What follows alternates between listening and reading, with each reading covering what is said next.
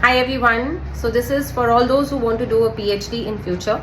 So all those people who want a doctor before their name, let me tell you all that UGC has issued a notice recently that for doing a PhD, for getting an admission in PhD, UGC net score is going to be very important now.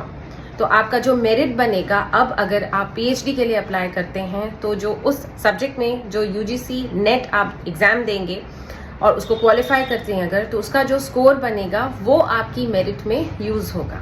अब तक क्या practice थी कि the universities use to conduct their own research entrance tests for those candidates who did not have a NET. जिनके पास net नहीं होता था वो ये वाला एग्जाम देते थे जो यूनिवर्सिटीज अपने अपने तरीके से करवाती थी. Now there will be no research entrance tests. तो जो आपने यूजीसी नेट एग्जाम दिया होगा उस सब्जेक्ट के लिए, उसी का जो स्कोर है वो आपकी पीएचडी एंट्रेंस में या एडमिशन में यूज होगा. So it's very important now to qualify UGC NET examination.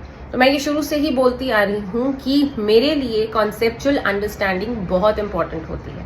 इसीलिए मैं अपनी यूट्यूब चैनल पर जितनी भी चीज़ें पढ़ाती हूँ, एक तो मैं यूजीसी नेट का सिलेबस फॉलो करती हूँ, सारे टॉपिक्स उसमें से ही लेती हूँ और मेरा फोकस होता है कॉन्सेप्चुअल अंडरस्टैंडिंग पर. Because I know that conceptual understanding and clarity is very useful and helpful in qualifying these competitive exams.